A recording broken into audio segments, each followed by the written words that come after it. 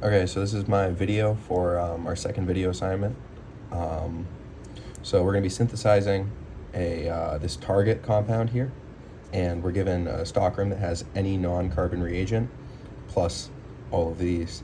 The first thing that really stood out to me is going to be this right here, because we see how similar in structure it already is to our target compound. And I was also thinking the CH3Br is also going to be very important, because I know we're going to have to add carbons here and here and here.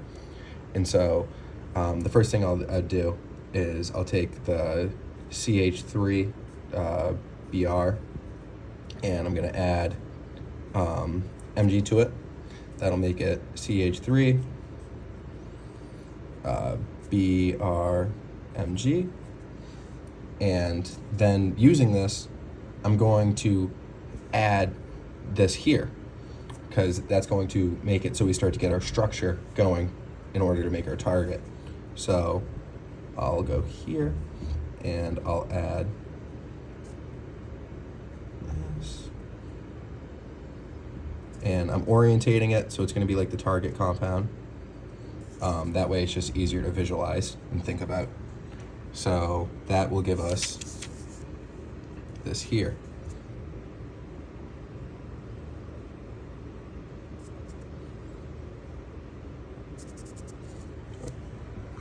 Sorry, let me put something on my paper, help it sit a little bit better. Here, and like that. And it's gonna go down. There's gonna be an H3O here as well. That's gonna go down, and that's gonna make it so this is an OH off of here.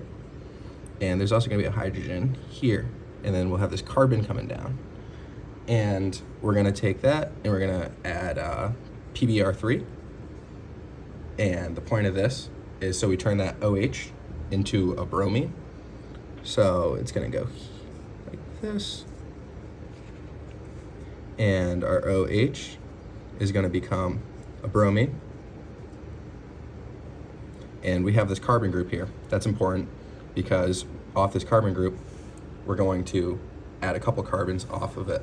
But first we need to figure out how to turn this bromine back into a double bonded oxygen. So to do that, we are going to add Mg first. So go down here. So it's going to be MgBr. And with this, we can add carbon dioxide to H3O, because that's going to make it so it turns it from MgBr off of it to the double bonded oxygen that we know we need in our target compound, and it's going to add an OH group here. So now we have that figured out, we're going to add our an HBr to turn this OH into a bromine. So we'll go here and add HBr.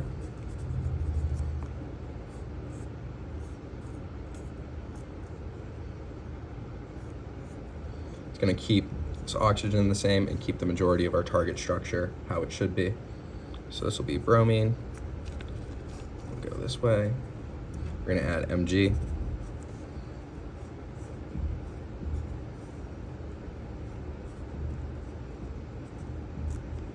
This will be MgBr. And knowing up here we have hydroxides with carbon attached to it, we can add that, because that'll give us, it'll get rid of this MgBr, and it'll add the carbons and our hydroxide groups. So you can go here. So we'll add 2 of those. So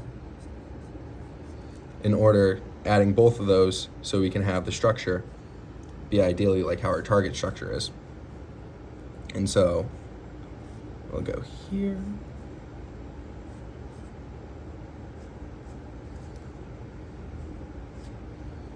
OH, OH.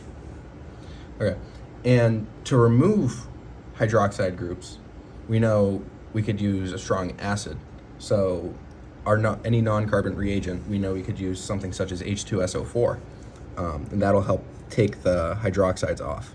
So if we go H2SO4, then we'll start to have a structure like this. Oxygen. And it'll leave just the carbon on this side. So we'll add that so it leaves just the carbon. And then on this side, we'll still have that hydroxide group. We'll do it again so we can get both hydroxide groups off. H2SO4.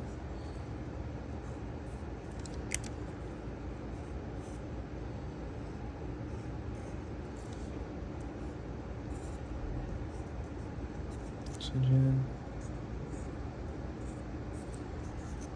And so we were able to remove the hydroxide groups with H2SO4, which makes it so it's just the carbons left, so CH3, CH3. If we look up at our target compound, that's how it should be looking. Thank you.